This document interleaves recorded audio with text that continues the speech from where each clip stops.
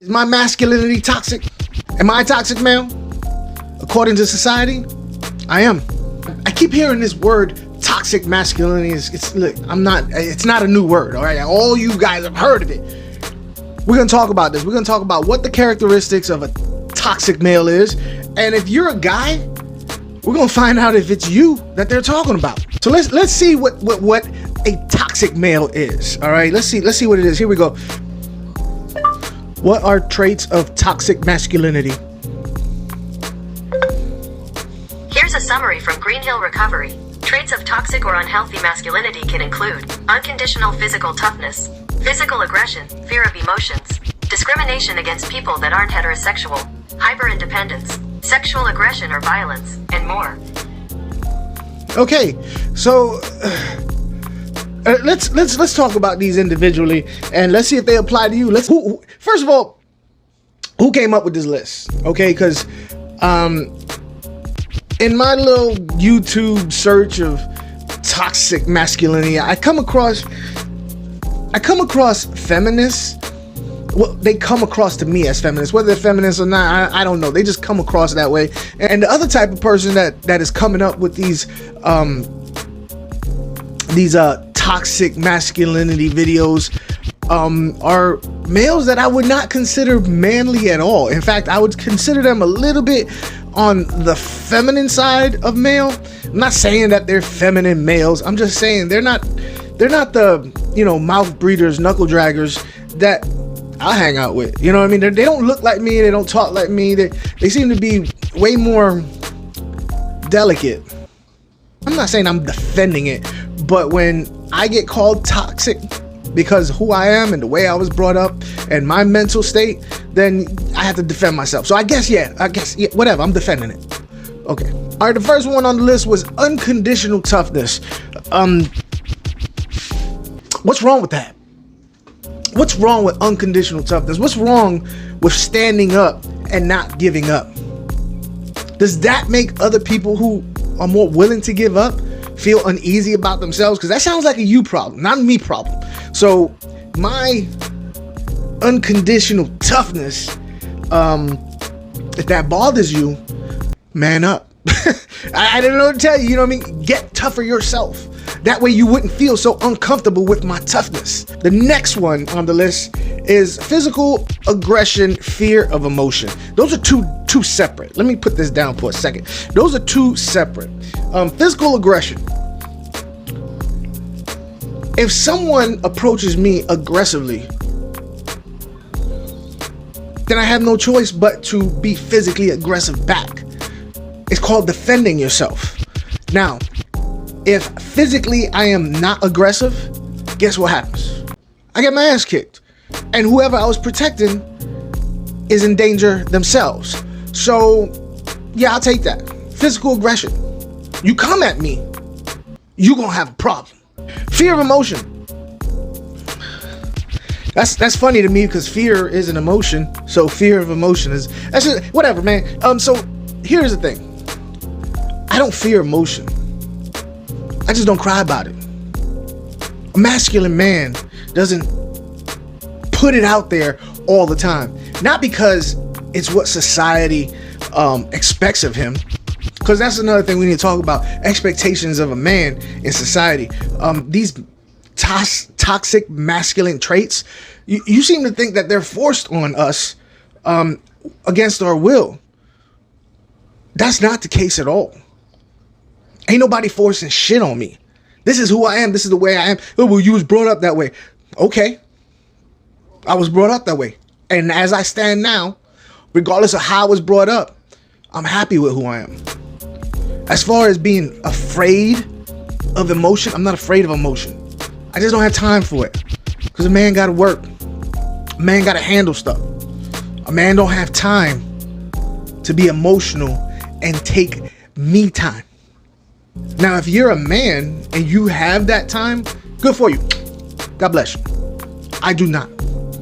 And most of the guys I know do not have time to just sit back and take me time so they can process their emotions. I'm all right with that. You know why? Because the people that depend on me don't have time for me to process my emotions. I got daughters that need a roof over their head and food in their bellies.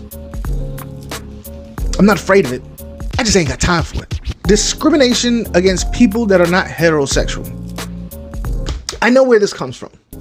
And I can see the confusion where people would assume that manly men, macho men, which is it's funny that the song was made. You guys know the story. But macho men, manly men, traditionally masculine men are not, at least in my opinion. I can't talk for everybody. I can talk for me, and I feel pretty comfortable talking about the dudes that I rock with.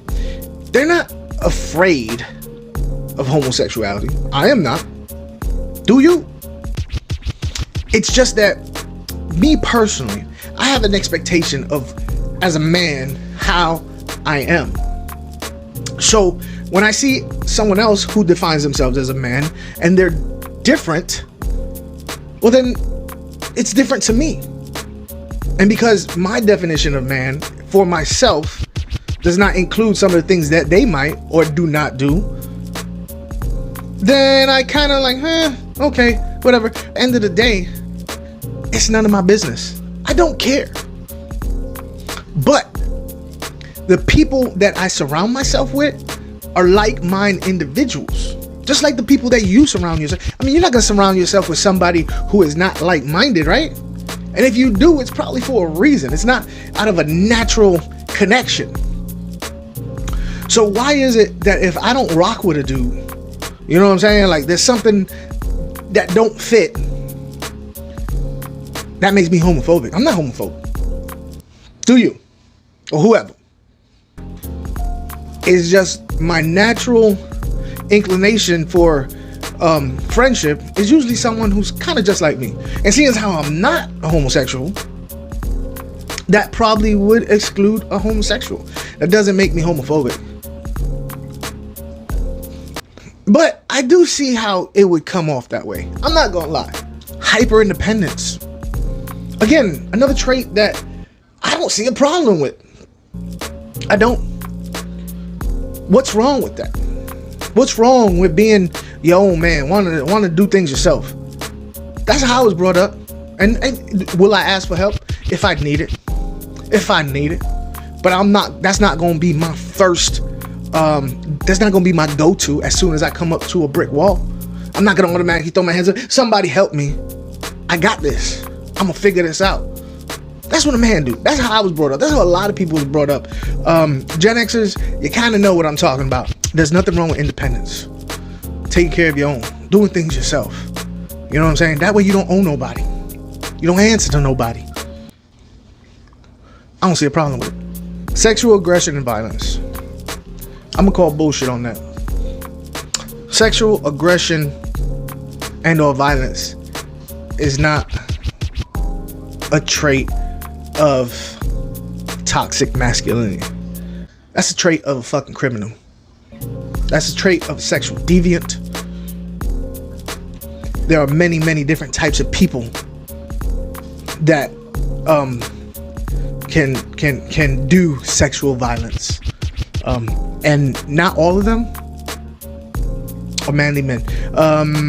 I think a lot of that sexual violence and stuff like that comes from, at least the stories that I've heard, have been people who were taking like male enhancement pills, and I wouldn't call that male toxic male issues. I call that as being under the influence of a drug.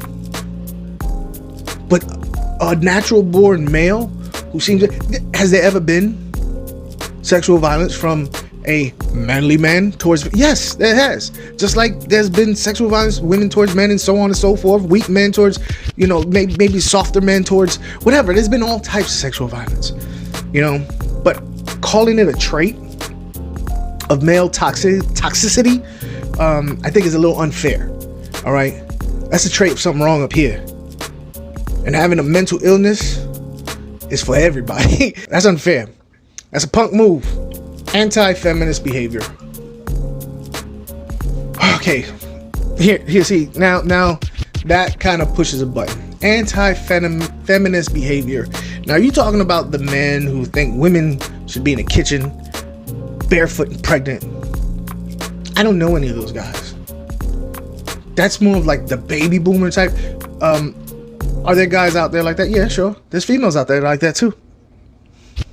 In fact, I've met more females who feel that way than males do. Anti-feminine, what was the word they used? Anti-feminine behavior. Well, let me tell you something about feminine behavior. And you could agree with me or not. I think most people will agree with me. Feminists make up the rules as they go on. Think about 10 years ago, 5 years ago. There was a feminist movement. Is it what it is now? No, not at all. It changes. So if the feminist movement seems to change a rule that I fall on the outside of, does that make me a toxic male? Does that mean you're changing the rules to suit your purpose? So basically the goal line's always changing, right? And I'm not going to run to catch up to what your definitions are. I'm going to continue to be me. And the people I know are going to continue to be them. And you're going to continue to, not you, society's going to continue to call me a toxic male. But here's the thing. My daughters, my son, my old lady, my friends and family, you know what they consider me? A good man. And to be honest with you, that's all I care about. I don't care if society considers me a toxic male. That's actually a toxic male trait according to the list. And I'm okay with it. Because I don't have time to worry about what you have a problem with. You don't like my traits? Do I make you feel uncomfortable? Like I said, that's a you problem.